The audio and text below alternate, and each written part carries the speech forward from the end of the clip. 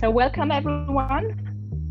Welcome to the Space for Women show, 13 weeks in.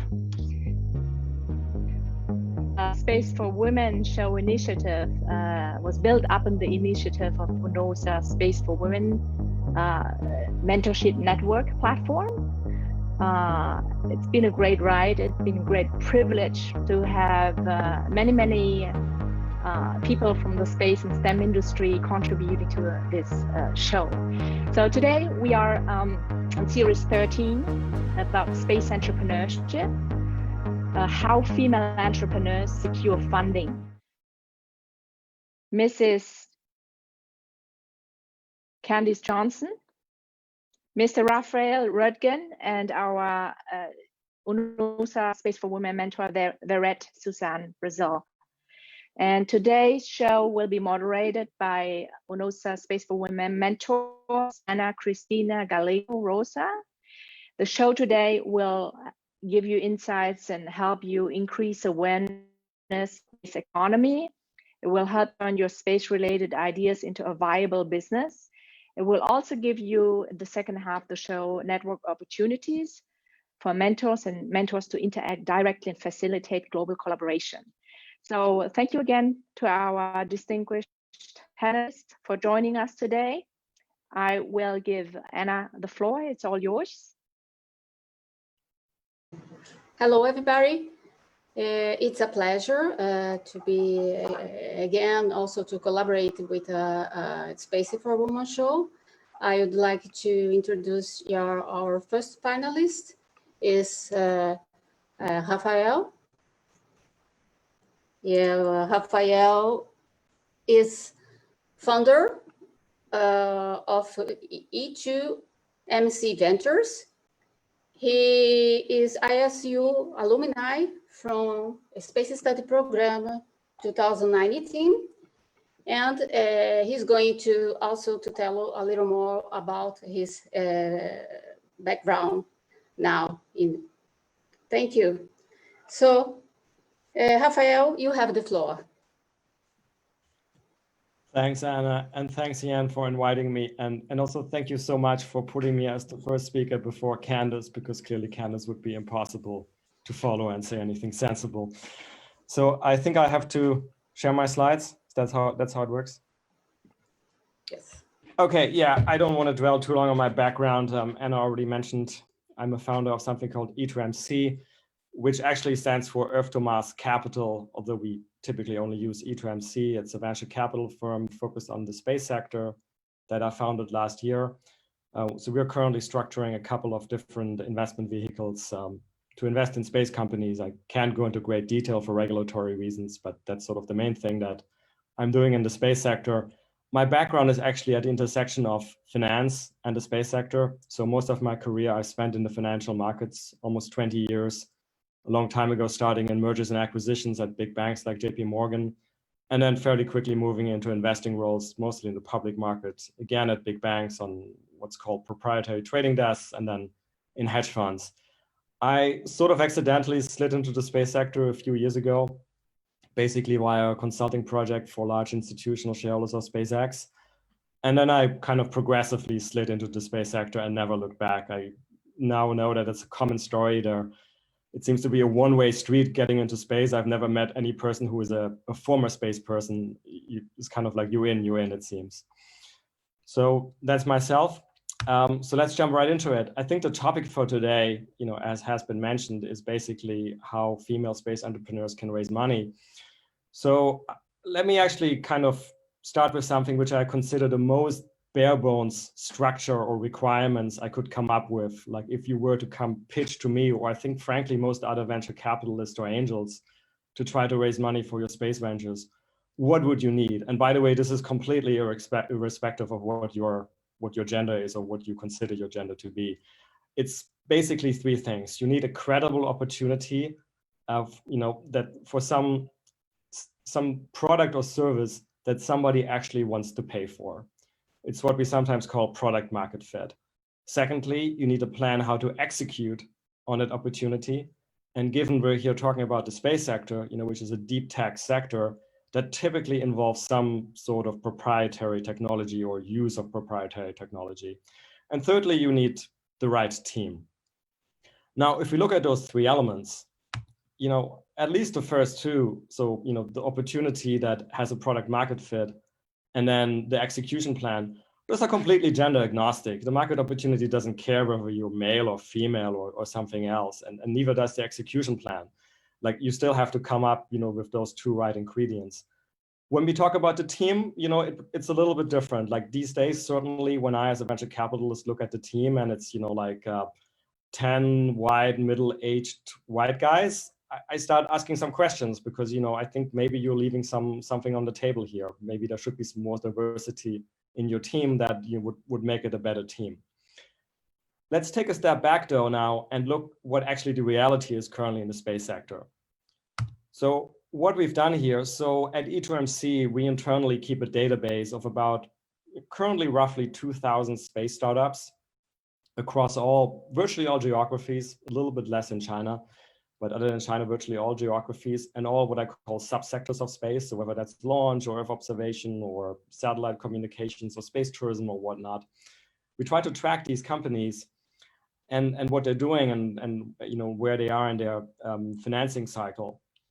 Now, I said 2,000 companies, but we don't actually track the full team details for all of those. So for the purposes of the analysis we wanted to do for this call, we actually saw that we have about 600 companies in our database where we have recently tracked who their team members are and what their functions are and whether they're male or female.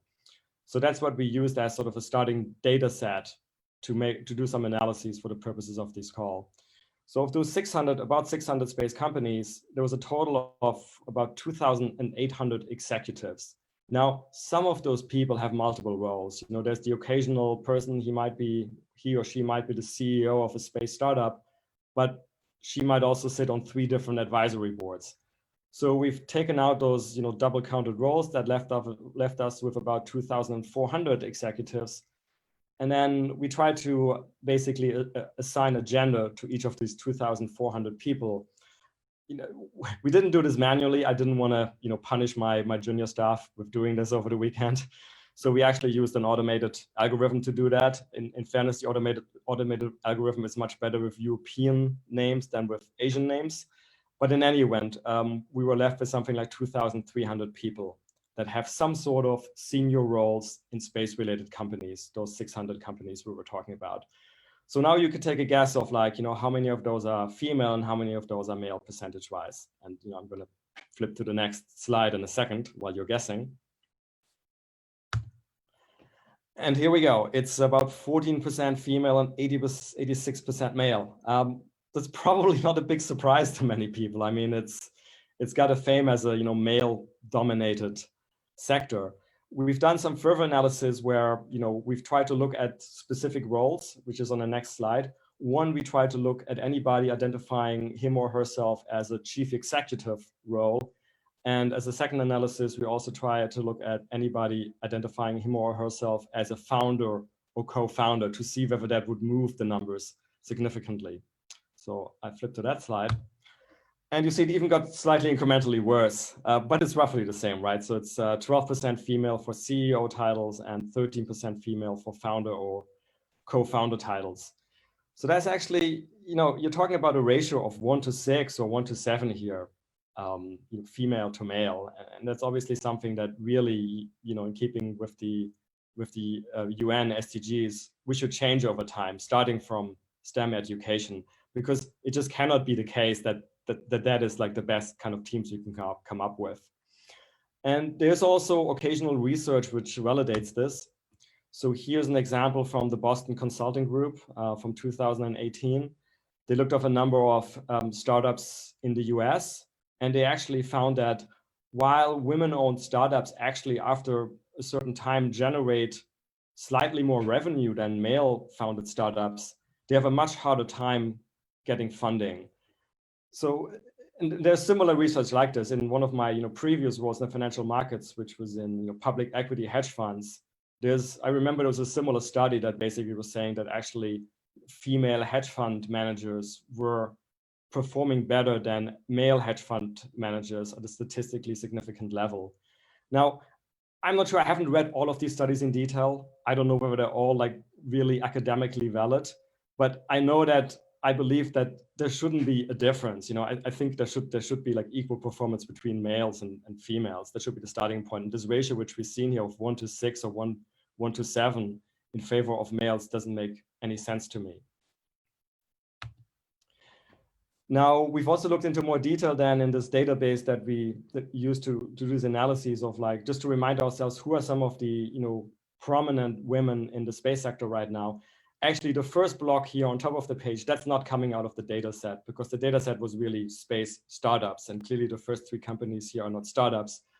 We just put them on this page anyway, because I also wanted to remind everybody that even in very traditional, what people sometimes would call old space companies or established space companies, and SpaceX clearly is an established space company, no longer a startup right now, you know, you have women in CEO positions. So obviously the poster child being Gwynne Shotwell, who is not a CEO technically. I mean, her role technically is COO, but we all know that for all intents and purposes, she's running SpaceX day to day, while Elon is focusing more on some of the engineering aspects, like currently the Starship.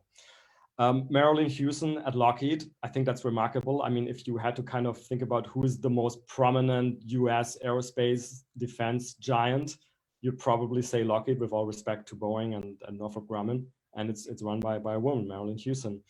Eileen Drake, Aerojet Rocketdyne, again, a super traditional space company. I mean, has been around for decades. The guys who, among many other things, manufacture the IS-25 engines, aka the main engines of the space shuttle, which are now being reused to be the core engines of the Space Launch System.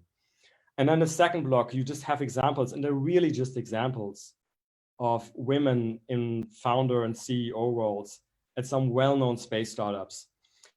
And in compiling this list of examples, you know, we try to make it fairly representative, both geographically, and you can see that every continent is represented here, as well as in terms of subsectors of space. So if we go down the list, Sarah Spangelo, Swarm Technologies, that's a satellite communications, IoT, Internet of Things company. It's somewhere beyond Series B now. It's valued in the hundreds of millions of dollars, based in California. Funnily enough, Flavia Tatanadini, she's originally Italian, Fleet Space, Australia. It's also a satellite communications IoT company. Naomi Kuwahara in Japan, Infostellar. That's basically satellite ground stations. Sometimes people call it something like the Airbnb of satellite ground stations. Anne Thrasmi, the name gives it away, that's a satellite propulsion company in France. Neha Astrom, that's a satellite communications company working with millimeter wave technology out of India and soon opening up in Europe as well. Lena, also in Japan, very interesting company that some of you may know. I'd call it space entertainment. Those are the people who are basically manufacturing satellites to produce artificial meteor or shooting star showers. They were supposed to do that for the opening ceremony of the Tokyo Olympics that obviously got postponed now, but I hope they're still going to do that. Anastasia at Fluorosat is one of the very few people on this list that I don't know personally. Fluorosat is basically Earth observation precision agriculture out of Australia. And Vic Alonso Perez, ChipSafer, that's tracking cattle and other animals. So again, it's a sort of IoT application. And Vic Alonso Perez, actually, I had on my podcast, the Space Business Podcast, recently, and that's the latest episode that just came out yesterday, if you want to listen in. And she's originally from Uruguay, although the company is now moving over to Singapore. So I think, again, this is a very nice list because it represents many geographies, it represents many subsectors. Of course, there are so many great women missing from this list. I mean, you know, I was just looking at this again and was like, oh my God, why did I not put Erin Osman on there? Erin Osman is, you know, a co-founder and president of Sierra Nevada. So again, a major, you know, space company in the US. I was like, why did I not put Jane Pointer on there? Jane Pointer, a co-founder of Space Perspectives, which was recently in the news. That's the space tourism company that will use stratospheric balloons to take people up to about 100,000 feet altitude to have the very nice view of the Earth. So please don't nail me down this list. I know it's not complete, but I just wanted to give you a good overview. And so this page is also meant to inspire you. You know, if you are thinking about being a space entrepreneur, I think there is many inspiring women here to inspire you, again, across geographies, across sectors. So just go for it. I have been an entrepreneur myself in the past, and not in space, in fintech. So I know it's hard. And famously, Elon Musk has at some point in time said that being an entrepreneur is like sometimes it's like eating glass. But it's on the other side, it's worth it. So go for it anyway. And of course, any presentation like this, you need to have some inspiring quote from somebody. So that's here. You can tell I'm a Trekkie. So that's Captain Catherine Janeway of the USS Voyager. And so fear exists for one purpose, to be conquered. And so lastly, how can I help you in your journey if you're considering being a space entrepreneur? Well, at E2MC, we have a declared goal that we want to support female entrepreneurs. Me and my main partner, Guillermo, we basically decided that, we don't want to end up with a portfolio where like all of our, 25 or 30 portfolio companies are run by middle-aged white guys. It's very difficult to commit to hard numbers, but we certainly want to end up with something that's a balanced portfolio. Secondly, the Space Business Podcast, which I already mentioned. So this is a podcast that comes out about every 2 weeks, where typically I interview a space entrepreneur from many different geographies, many different sectors. So if you're, for example, a female entrepreneur in the space sector and you think your company is something interesting to talk about, please contact me and I'll be happy to have you on the show. And lastly, I'm part of something called Space for Impact, which is connected to the Swiss Space Center. I'm based in Zurich. And Space for Impact is basically all about using space technologies to support the UN SDGs. And of course, gender equality is an SDG. So again, there are many different ways in which we can help startups at Space for Impact. So this is just to say, like, if you're thinking about being a space entrepreneur or you're already a space entrepreneur and you think I can help you in some way, please, my door is open, please contact me. And I think that's the last slide. Yes. I think I stayed within the time. Okay, super, Rafa. Thank you very much, Rafael, for your amazing presentation with a lot of details. It's okay? Where is my audio? Yes? And we can hear you. Yes. Thank you very much for all the details for your presentation. I appreciate a lot. I think it's a lot of information that we can get and work on it. So I would like to introduce our next panelist is Mrs. Vered Cohen Barcelay. She's founder of Out of the Box, a social enterprise that initiate and run unique international education programs to promote space and aviation. Mrs. Vered, you have the floor, please. You can share your screen. So hello, everyone. Yes. Thank you for the opportunity to speak about this important issue. As I was represented, my name is Vered Cohen Barcelay. I'm from Israel, and I'm a social entrepreneur. In the recent years, the past 5 years, I've been attracted to, I think that always in my life, I was fascinated by space, but just recently, the recent 5 years, I just made it as my main professional. I opened Out of the Box, and basically my initial thought was to help more women to become space entrepreneurs. So I will explain later on what I'm doing. But beside that, I used to promote women. I promoted the UN 1325 resolution. And I'm also mentor in some of the accelerators. In Israel, we have 8,200 Impact, which is the intelligent unit. It's very famous. And Starbust, the aviation, Starbust Israel Aviation and Space Accelerator. One thing that I want to mention from start is that on Starbust, when I joined in, I looked around and I didn't see any other female mentors beside of me. And I asked, where are they? And they said they are not coming. So the day that I realized that, I just put a post on my Facebook and I encourage other women to join in. And what was fascinating is the fact that after I encouraged them and said, here I am, I survived.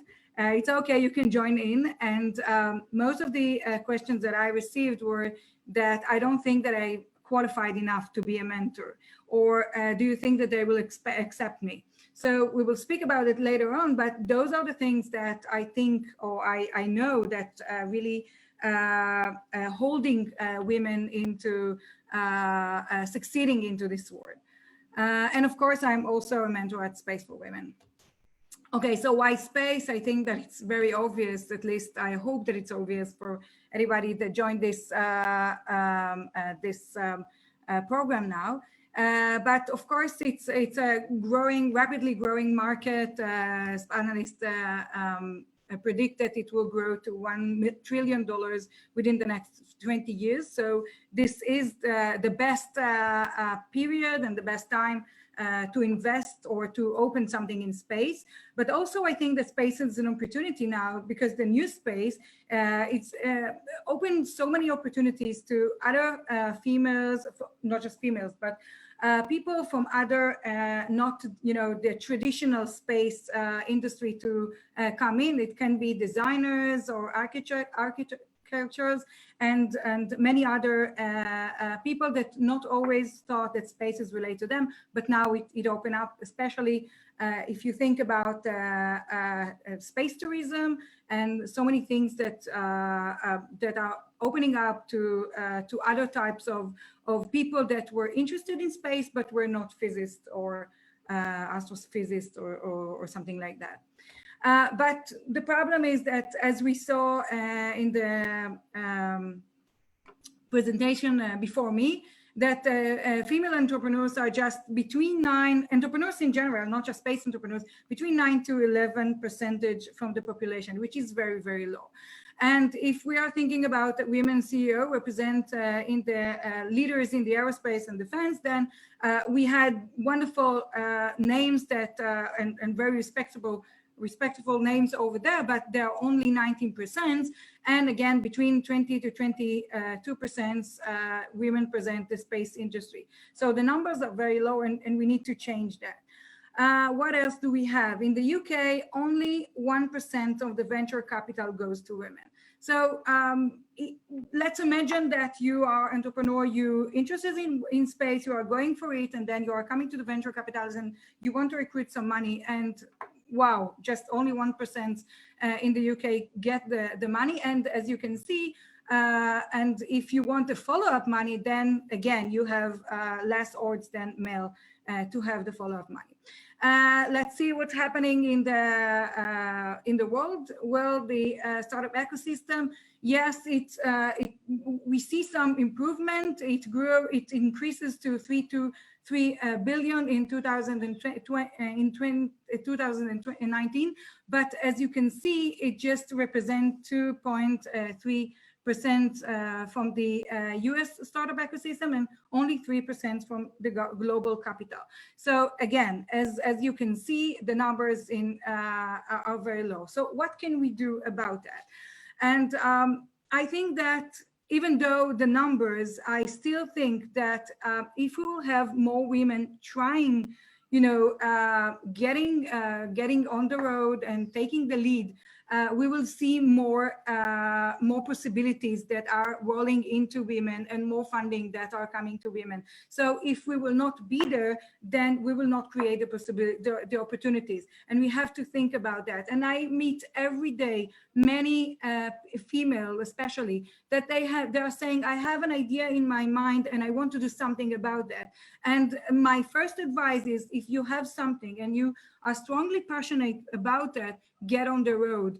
Don't be afraid. And I know that women are more afraid to fail, but because we are very responsible, failing is part of the journey of the entrepreneurs. 99% of the entrepreneurs maybe fail during their life, but failing is just part of learning and implementing for, how to improve yourself. So don't be afraid from failing and get on the road.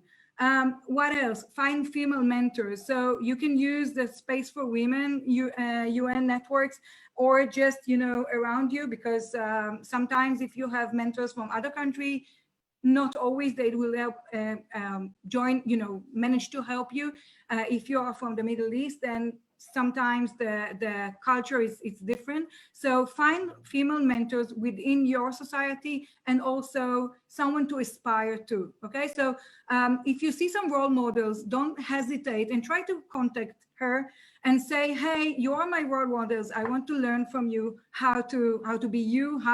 Just explain to me what is the journey that you have been done. It's very important because sometimes, or most of the times, you will learn that the journey was just a lot of successes, but also the journey is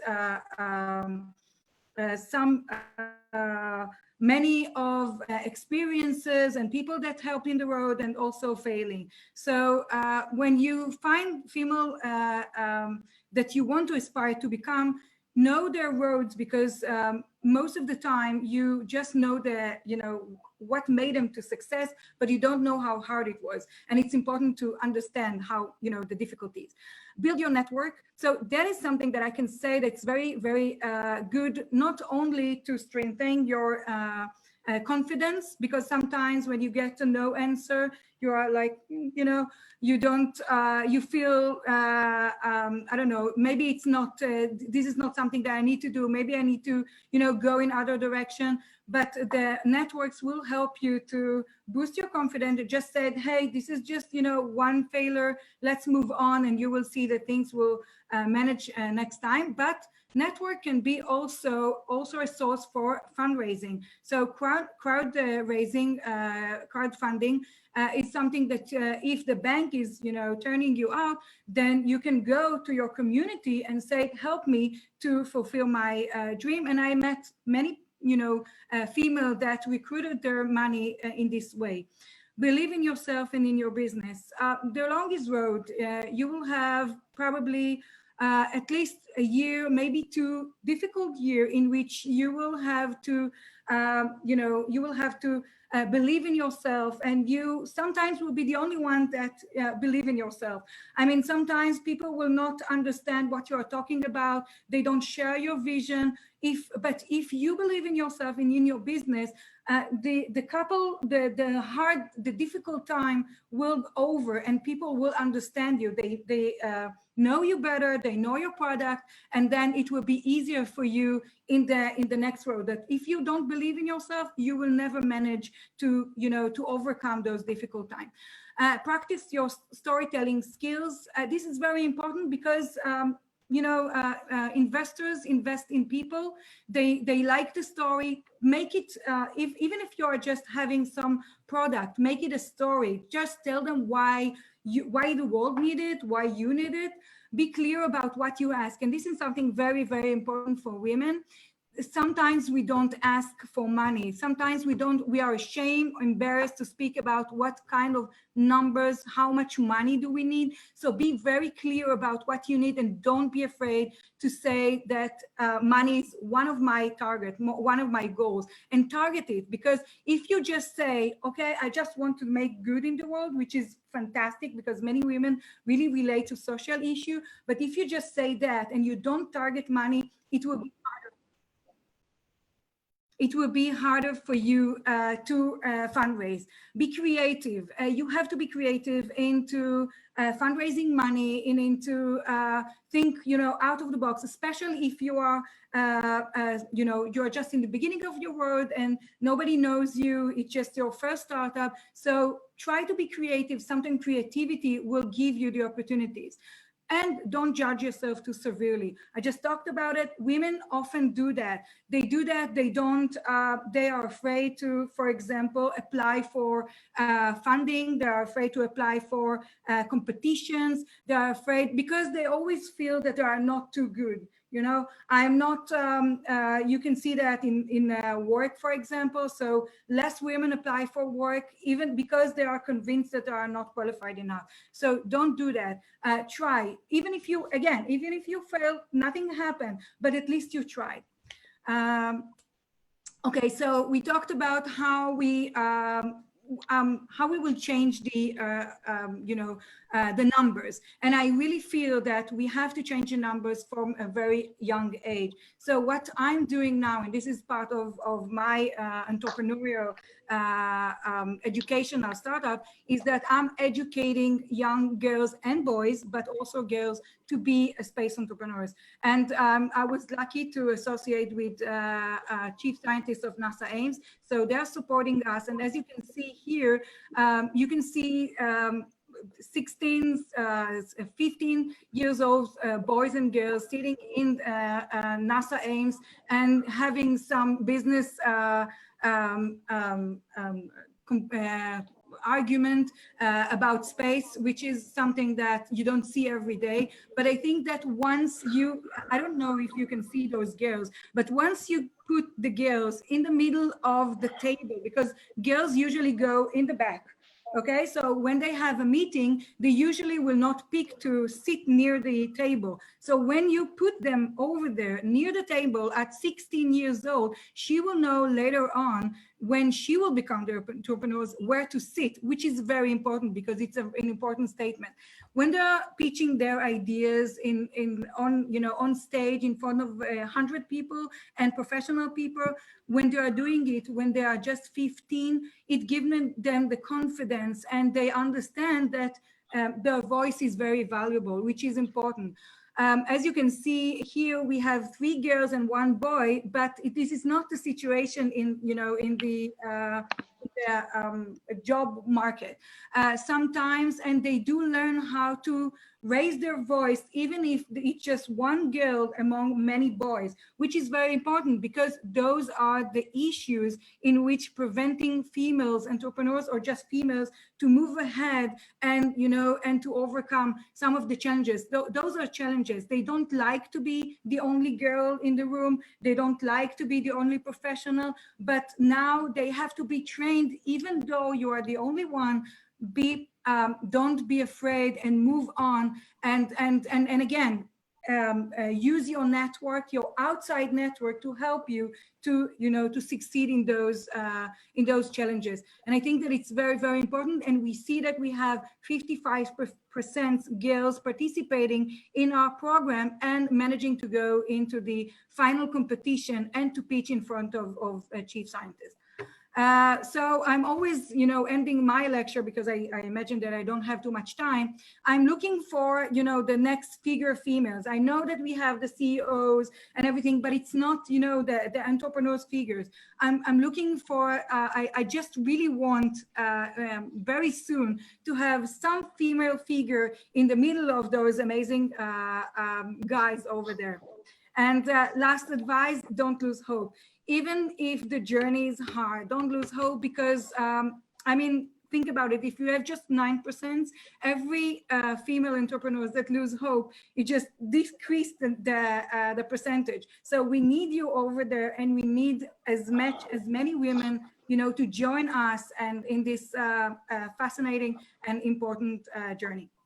Thank you. Thank you very much, Vered, for your presentation. Was really inspire me as well, for your enthusiasm, and for your, yes, you could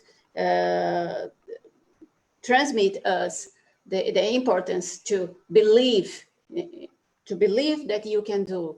And thank you for bringing us the percentage of female entrepreneurs. Yes, I totally agree with you. It's low, and we need to do something to increase this.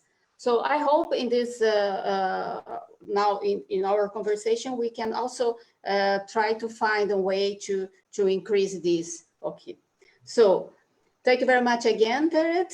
So I would like to introduce now your third panelist. It's an honor to be now with this also our third panelist is Mrs. Kensei Johnson. Mrs. Kensei Johnson is the founder and co-founder of CAS, Teleport Europe, Europe Online, and Oceania Humans Network Satellites. oh yes, Mr. Kensei Johnson has a lot of background. So, but I think I can also just highlight that Mrs. Kensei Johnson is one of the perhaps, I don't know, most important, or the female now, and also in the beginning, the space sector, who started, as soon as know the history of Mrs. Ken Johnson, she started with a satellite company, so she can discuss a lot with, as well with her presentation. Mrs. Johnson, and please feel free also to let about your bio. So, Ian, will you be so kind as to put my slides on? And it's an absolute delight to be here with all of you from all over the world. How lovely to have Vietnam and Nepal and India and England and Australia being represented here. So, you know, the title here is How Female Entrepreneurs Secure Funding. And actually, as you can see, I have indeed started, funded, and founded the world's largest satellite system, SES. At the time, then the Europe's first and private largest satellite telecommunications company. I funded and helped found Iridium. I started ILS, International Launch Services, in 1995, before Elon Musk started his own private launch company. And I did it in 1995, 20 years before. Oh my God. Did it. And also I did it between Russia and the United States. So how did it all get started? Next slide, please. If you can just go to the next slide. Yeah. So, you know, really, I think also, you know, as we're talking today, the world has never needed so much connectivity, so much interactivity, so much interconnectivity.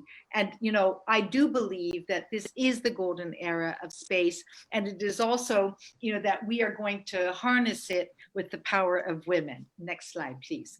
So, you know, for me, next slide. Yeah. For me, you know, I was born, you know, beforehand, just one before. I was born in 1952. So I'm 67 years old. And in 1957, when I was 5 years old, of course, Sputnik was launched. And so next slide, please. So for my Christmas present, I actually received that little flying saucer in the middle of that tree. It has been on my Christmas tree ever since, because, you know, Santa Claus was inside. And so I thought that everything good came from space. And this since I was 5 years old. Next slide, please. So, you know, my dad, General Johnny Johnson, he worked for President Kennedy and President Johnson and at the White House. And I grew up with Werner von Braun and Vinton Cerf. And so my father worked on the first satellite for the United States under President Kennedy. And then he also started the first private domestic satellite for the United States in 1970. And that was Westar. So, you know, for me, I just thought everybody did satellites. I didn't realize that not everybody did. And I think it's so important, you know, when we talk about entrepreneurs, yes, my father inspired me, but recently Warren Buffett gave a speech and he talked about his mother. And he said that his mother was the most important person in his life because she gave him unconditional love. And when you are an entrepreneur, you need to have that unconditional love. As you know, Bard was saying, you can't be afraid. And the one person who really always believes in you is indeed your mother with that unconditional love. Next slide, please. So, you know, when I grew up, And I looked around, and my father had told us that there would be satellites for telecommunications, for entertainment, for education. And this was in 1962 when he came to my 5th grade class when I was 10 years old. And he said, one day we will have wars with satellites and we will have peace on Earth. So of course, I totally believed this. And when I grew up and I looked around and I said, well, where are all of the satellites? And in 1981, I was living in Washington, D.C. And I was also the head, I'm a musician. So I was the head of the classical music station, the largest classical music station in the United States. And I did all of these, what I thought were amazing programs. And I thought, but this is ridiculous. I'm doing them here for Washington, D.C., but nobody else can receive them. And so I actually started in 1976. I started before Ted Turner, the first superstation of the United States, and put my radio station on satellite across the United States. And so then in 1981, I met and I married my husband, who happened to be Luxembourgish. And and in 1982, he told me, he said, we, Luxembourg, have a very serious problem. You can see Luxembourg, it is the very, very little country between France, Germany, and Belgium on the slide. And so I told him, and I told the prime minister, because they were having 3 crises. They had a broadcast crisis, they had a financial crisis, they had a unity with the Belgian franc, which was doing very badly, and they had a broadcasting crisis. They had RTL, but everybody was trying to take over RTL. And so I told the prime minister, and this is, here again to, focus on some of the things that people were saying earlier, is if you have an idea, write it down on 2 pieces of paper and bring it to the person who is going to be able to help you. So I wrote it, and of course, before you bring it to that person, you must know that you believe in it. And I always apply what I call the 3-prong approach: the head, the heart, and the gut. And if those 3 things tell me that you have to do this, then you have to do this. So I went to the prime minister and I said, look, I put down on paper a solution for you to have a 4th pillar to help your economy. And he said, what is this? I said, you could do a private satellite system that would cover all of Europe. Now, this is 1983. And, he said, but, Candace, we don't have any satellite experts. And I said, that's okay. We can get them to come. And of course, you can also look at that picture and you can see that I had imagined that it would cover all of Europe. Now, in 1983, Europe did not look like that.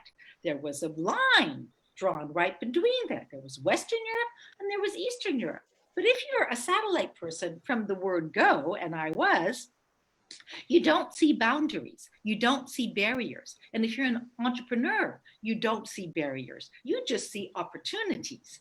And so I created in 1983, at the age of 30, I created Astra, Société Européenne des Satellites, SES. And, at this time, it was not allowed to have a private satellite system, much less even a private satellite dish. It was not allowed. You were not allowed to send signals across all of those lines. But as I say, I didn't know that. And I just thought, well, my husband's country needs to have a new economic pillar, and satellite could definitely do that. Next slide, please. So here we are. In 1988, it took us 5 years. I've raised over my almost 40-year, career, I've raised about $6 billion. I've also been sued for $1 billion and won. I was sued with the Luxembourg government and with SES, but we won. And so here we are. So it took us 5 years to get the licenses, to get the money, to get a team, and to get a satellite and a launch, which when you think about it, is not very much when you consider this was the early 1980s. So there's one big problem with this picture. And that is, as you can see, that I am the only woman. And behind me, you have the, okay, third over. So the man in the Hawaiian suit, shirt, that is my husband, which I think is very cute. And behind him is the Grand Duke of Luxembourg. And behind him, with the white hair, is the Prime Minister of Luxembourg. So all of these people were in Kourou with me on December 13th, 1988, launching this satellite that I said would be bringing them prosperity and a new pillar. Well, you can just imagine how scared I was, because if it didn't work, then I would have felt such an amazing responsibility. Thank goodness it did work. And next slide, please. And I went on to then so that was 1988. By our fifth satellite, I told everybody, I said, look, this is ridiculous. We're only always using Ariane Espace, which is a wonderful satellite launcher, but it's monopoly, and we should try and use the Russians. Now, what happened in the meantime? So we launched on December 13th, 1988, and 11 months later, 1989, the wall fell down. The Berlin Wall fell down. Now, if you remember my picture of that beautiful Europe being covered by all of the Astra satellite, well, you know what? Because I hadn't seen the barriers, it turned out that we were the only satellite system that could cover all of Europe. And so Eastern Germany and Poland and Hungary and the Czech Republic and everybody, all they wanted was Western television. And so from literally after launch, 11 months later, we were the most profitable system in the world because we had done a deal because people didn't trust us, they didn't believe we were going to make money. So we said, okay, for each dish that is sold, each program provider would pay 10 euros per year. Well, let me tell you, we got to 50 million. 50 million dishes established. And, so everybody. 50 minutes. Yes. So finally they came back to us because they wouldn't pay the original price, and they all came back to us and said, please, can we pay the original price? So we relented a little bit. But you have to believe. So and then the COCOM rules allowed finally in 1995, because it wasn't allowed for American or European military technology, and at that time it was satellites, to be used in Russia. But the COCOM rules were relaxed, and so that this is when you can see that on that launcher it says Proton, and then it has the Lockheed Martin, by the way, and then on the very top, if you can put it down a little bit, on the very top it has the Astra logo. So we were the first ever Occidental satellite to be launched by a Russian launcher, and we helped ILS basically for the next 10 years, International Launch Services joint venture, became the dominant satellite launcher. Next slide, please. Now, it's one thing to become the best and number one, and it's another thing to stay number one. And so in 1998, when we were just doing amazingly well, SES, Astra, and we had an IPO, and the IPO was off of the charts, but I got very worried. And I said, whoa, we could be the subject of a takeover. And so I decided in 1998 that we needed to be global. And so I created and am the chief architect and have been named the commander of the Order of Merit of Luxembourg for having architected SES Global. And of the 6 billion dollars that I raised and deals that I did, this one by far was the largest. It was $4.1 billion. And, you know, our little company that we had started in Luxembourg with, by the way, no money, nothing. We were a true startup. We bought GE Americom to become the #1 in the world. So next slide, please. So, you know, and so from that point on, I just kept on doing more satellite deals and making new companies. And we're talking about funding. So every time I had the idea for the company, I would go and get the funding. And so that's what I did with Astra.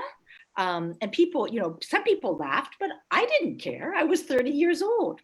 Here for my second company, Teleport Europe, which became Europe's largest private satellite telecommunications company, I got together Matra, MAN Hirsch, E.ON, the energy company, British Aerospace, and some private investors. And so we started Teleport Europe. And you know, I told at the time, the prime minister was of Lower Saxony in Germany. You know, I told him, I said, you know, you should start a teleport because now the wall has fallen down. This was 1990. And I said, Germany and Hanover is right in the middle of a combined Europe. And he said, well, what do you need? And I said, well, I need a land and I need a license and I need money. And the next day, his finance minister came to see me and he said, Gerhard Schröder, so the then Prime Minister of Lower Saxony, but the soon to become Prime Minister, Chancellor of Germany, said, I'm supposed to give you everything you want. So sometimes, you know, you just have to ask. So next slide, please. And then of course, so, you know, I did satellite television with Astra. I did satellite telecommunications with Teleport Europe, which I then sold to L'Oreal. And then but I kept 1%. So it was really fun to be with the chairman of L'Oreal and me at the board meetings. That was fun. So I then said, well, I have to get into mobile satellite communications. And so I became the executive vice president of Iridium. I brought in $120 million for them. And, you know, I'm so proud that we still have Iridium. It was a beautiful and is a beautiful project. I then went on from satellite television, satellite telecommunications, and satellite mobile to satellite internet, and we started the world's first broadband satellite service with Europe Online. Had to start it 3 times, okay? So it went bankrupt. The people would come, they would say, wow, this is great. A woman can't be a CEO. They would kick me out. They would bring in a quote unquote fantastic man, and the next one, and they would go bankrupt. I would come, I would buy it out of bankruptcy, and I would start it again. Next slide, please. So just in the last 2 or 3 minutes here, you can skip this slide, except for me to say that, you know, whereas my first part of my satellite life was trying to use satellites to provide universal access, my last kind of 10 years have been providing access to the universe. And in terms of also the SDG goals, which were already talked about. Next slide, please. And so next slide, please. That's I think everybody knows that. And so 7 years ago, I started you know, now don't forget, look at this slide and remember the slide where I was the only woman. So I started the Oceania Women's Network satellite, which is only women. So only women were allowed to invest and are allowed to invest. Next slide. And we then invested in the Pacific, and you see all of those islands. And now next slide, please. We are bringing high throughput broadband internet to all of those islands with our satellite Pacific. Next slide, please. And we're using it to bring internet to, next slide, please. We're using it to bring internet to schools. Next slide. Saving lives because of the climate change. So many of these islands will have to leave. They are literally, they will disappear. And so we provide emergency communications for these islands who will disappear. Next slide, please. So So yeah, and of course we'll go global. So we're in the Pacific now, but I always think you should go global because we're in a global economy and society today. Next slide, please. Yeah, and next slide. And so I'm also now the chairman or the chair of the Seraphim Space Fund, which is the world's largest space tech fund. And so one of our companies is deorbit. So we will be going into space with our space taxi, taking out old satellites and bringing new satellites. Next slide, please. I'm also the vice chair of North Star, which is a Canadian-based company doing space situational awareness and also environmental Earth observation. All of these companies are always private. I've never done a government publicly supported company. I'm a total free marketeer entrepreneur. Next slide, please. And also using Raspberry Pi to teach kids how to program and code. Next slide, please. And my kind of last project at the moment, in addition to my professional work, is actually working with Gwynne Shotwell and Anusha Ansari, who was the first space tourist and is the president of Google X Prize, or of the X Prize now, and did the Ansari Prize.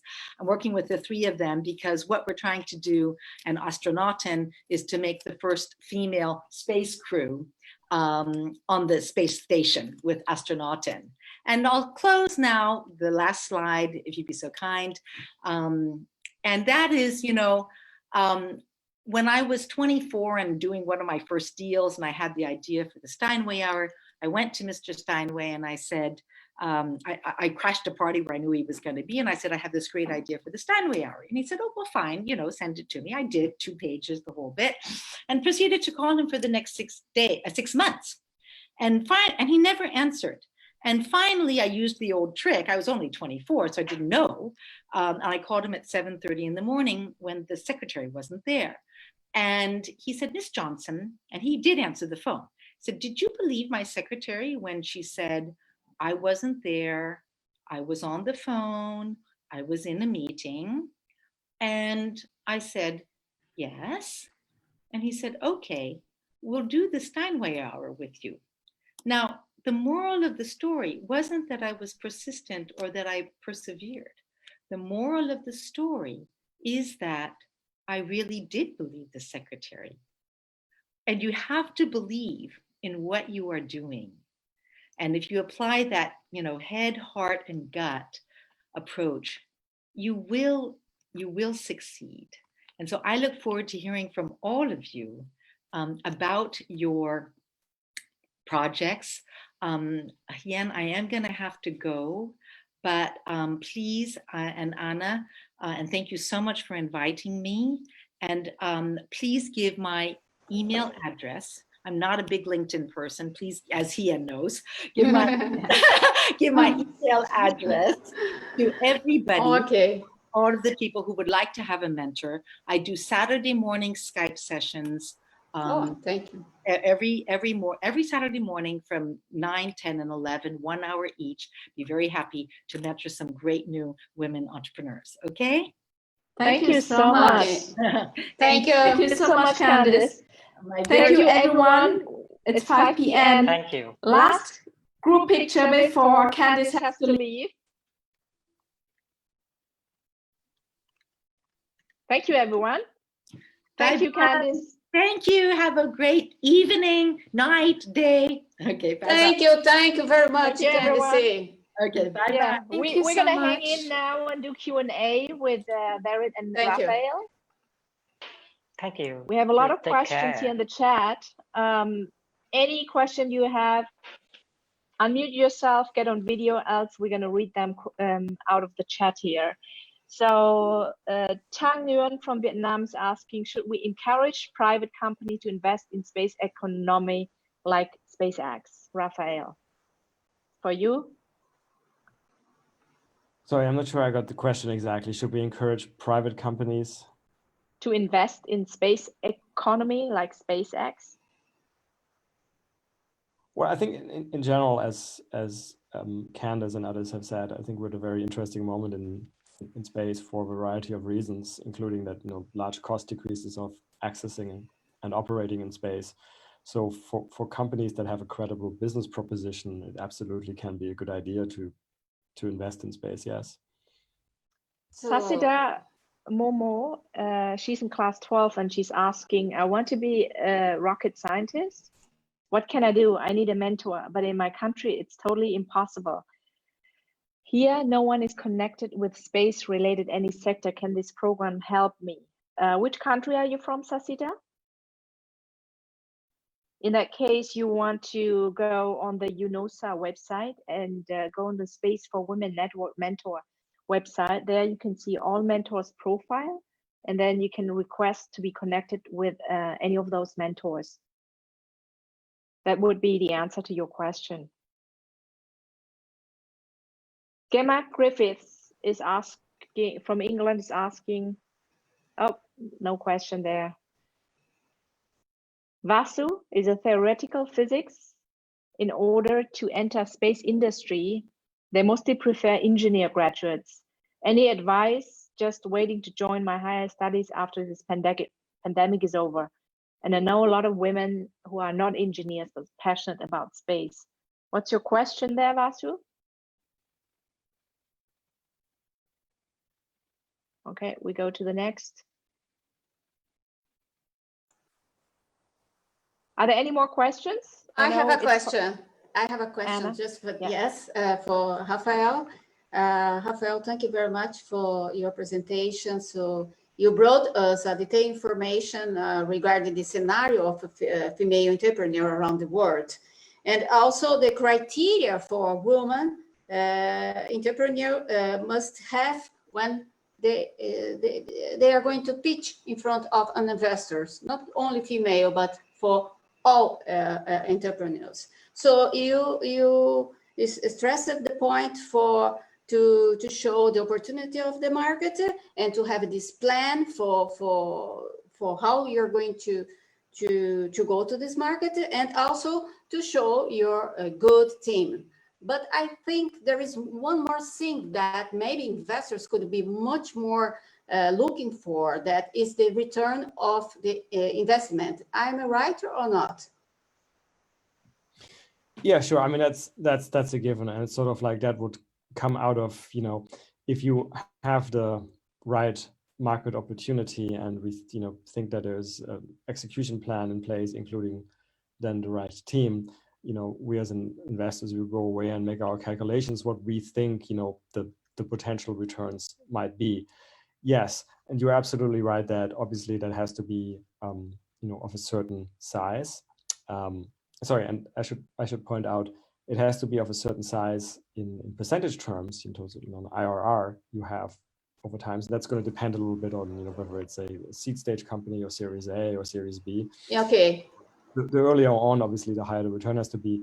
But for most venture capitalists, also there's like an absolute threshold as well. So like, if your target market is too small, then it probably is not appropriate for a venture capitalist firm. Then you may have to go to angels. So most of the time, the investors wants to see this return in 3 years or 5 years. I mean, this really depends. What I would say generically here is, again, it depends on the stage.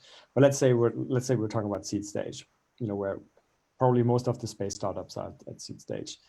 Everybody realizes that a lot of stuff in space takes time.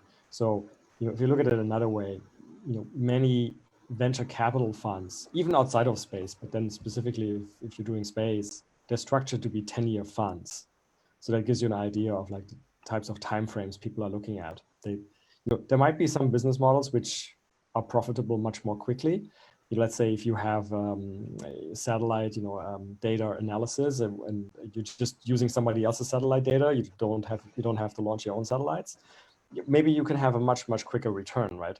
Yes. But if something where you have to put your own infrastructure in space, I mean, people understand that it may take many years.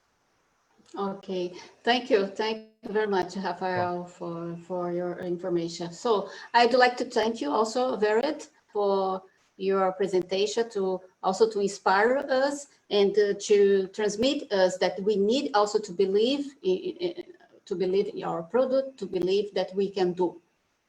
Thank you. So I give the floor to Hein to finalize. Thank you, everyone, for joining. I think we had all questions covered. If you have any questions, please reach out via the UNOSA Space for Women Network webpage if you choose to be connected directly to any UNOSA mentors. And I hope you connect with Candice. This is like a no-brainer opportunity. And with Raphael, any questions? We'd be also very grateful to have a feedback survey from you, how we could improve the shows, what themes you would like to have covered in the future. Without your help, this would all not be possible. So thank you, everyone, for your patience. So hi. Yes. So just yes. The floor here, just to give also for the thank you for Candice to because she brought us her personal history to inspire us, and again with the same message, we need to believe us. We can do. Thank you. Thank you, everyone. Have a beautiful weekend. Thank you. Thank you very much.